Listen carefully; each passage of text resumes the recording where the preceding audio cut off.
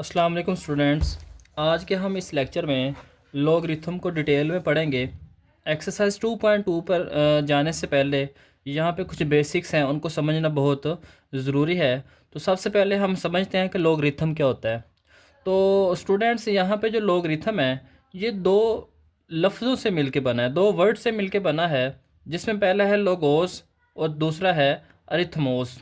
ये एमसीक्यूज़ के लिए आप याद रख सकते हैं, लोगोस एंड अरिथमोस, और इनका मीनिंग होता है रेशो या प्रोपोर्शन। उसके बाद आपने ये बात याद रखनी है कि लॉगरिथम का जो कॉन्सेप्ट है ये जॉन नेपियर ने जो है ना इंट्रोड्यूस करवाया था। ये स्कॉटिश मैथमेटिशियंस था जिसने लॉगरिथम को इंट्रोड्यूस करवाया था। नेक्स्ट हम पढ़ते हैं कि असल में लॉगरिथम होता क्या है। लॉगरिथम ऑफ रियल नंबर्स ये बताता है कि कितनी दफ़ा एक नंबर को खुद के साथ हम मल्टीप्लाई करें तो हमारे पास रिज़ल्ट आ जाता है। यानी कितनी दफ़ा हम एक नंबर को खुद के साथ जब मल्टीप्लाई करते हैं तो हमारे पास कोई दूसरा नंबर आ जाता है। तो डेफिनेशन पढ़ते हैं। The logarithm of real numbers tells us how many times one number must be multiplied. तो ये हमें बताता है कि किस तरह एक नंबर को मल्टीप्लाई किया जाता है बाय इट्स सेल्फ, यानी खुद के साथ उसको मल्टीप्लाई करें टू गेट अनदर नंबर, तो एक नया नंबर आ जाए। तो इसकी जनरल फॉर्म को देखते हैं। तो यहाँ पे कुछ चीज़ें हमारे पास है।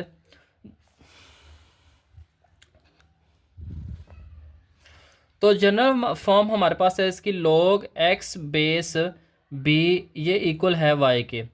यहाँ पे ये जो x है ये हमारे पास होगा रिज़ल्ट। x वो वैल्यू है जिसका आपने log फाइंड करना है। ये जो नीचे b लिखा हुआ है ये बेस होती है log की। बेस 10 भी हो सकती है, बेस e भी हो सकती है। आगे हम इनको देखेंगे कि log की जो बेस 10 है वो कौन सा log होता है और जिसकी बेस e होती है वो कौन सा log होता है। इक्वल टू y, y हमारे पास एक्सपोनेंट होता है। एक्सपोनेंट क्या होता है हम लास्ट लेक्चर में पढ़ के हैं, एक्सपोनेंट होता है पावर। तो इसको जब हम एक्सपोनेंशियल फॉर्म में कन्वर्ट करेंगे तो किस तरह से लिखेंगे वो आपने गौर से देखना है। तो बच्चों आपने याद रखना है ये जो x है ये रिज़ल्ट है, इसको आपने एज इट इज़ लिख लेना है। इक्वल टू y हमने कहा था ये एक्सपोनेंट है, एक्सपोनेंट मतलब पावर है, और ये जो b है ये बेस है।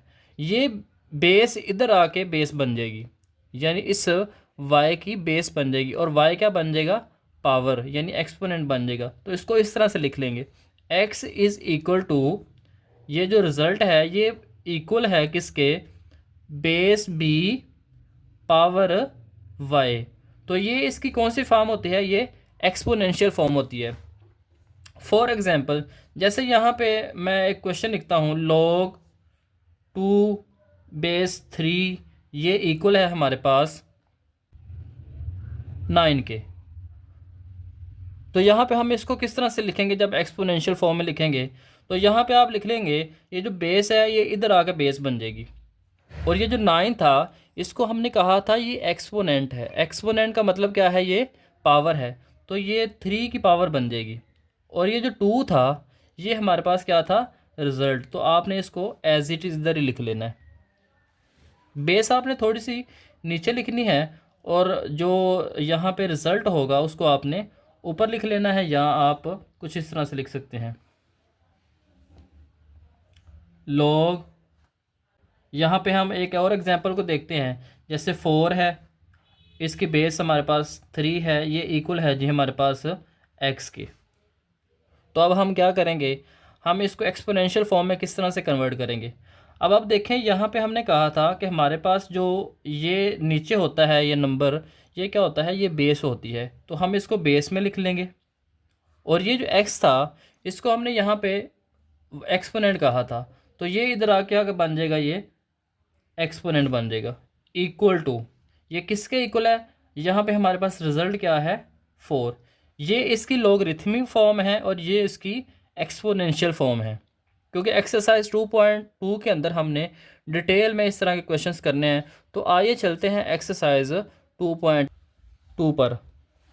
तो एक्सरसाइज 2.2 के अंदर हमारे पास पहला क्वेश्चन है, जिसमें ये कहा जा रहा है कि express each of the following in logarithmic form. तो स्टूडेंट्स यहाँ पे ये कहा जा रहा है कि आपने इनको लॉगरिथमिक फॉर्म में एक्सप्रेस करना है यानी लिखना है। तो सबसे पहले इसका पार्ट है 10⁻3, ये इक्वल है 1000 के। तो 10⁻3 को हम एज इट इज़ लिख लेंगे सॉल्यूशन में। क्वेश्चन को पहले आपने एज इट इज़ लिख लेना है। उसके बाद इन लॉगरिथमिक फॉर्म, लॉगरिथमिक फॉर्म किस तरह से लिखेंगे, पहले आपने लिखना है लॉग। उसके बाद हमने पढ़ा था ये जो इसकी बेस है ये लॉग की बेस होती है, तो ये इसकी बेस में आ जाएगा। उसके बाद ये जो 1000 लिखा हुआ है ये इसका क्या है, रिज़ल्ट। तो रिज़ल्ट को आपने इधर लिखना है और इसका रिज़ल्ट हमारे पास क्या आएगा, वो हमारे पास है 3। तो 3 को हमने इक्वल के उस साइड पर लिख लिया।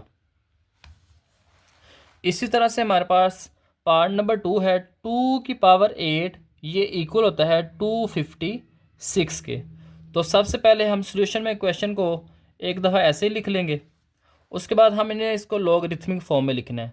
तो लॉगरिथमिक फॉर्म में किस तरह से लिखेंगे, यहाँ पे हमारे पास बेस 2 है, तो लॉग में हम बेस इधर लिख लेंगे इसकी 2। उसके बाद हमने इसका लॉग लेना है तो हमारे पास क्या आएगा 8।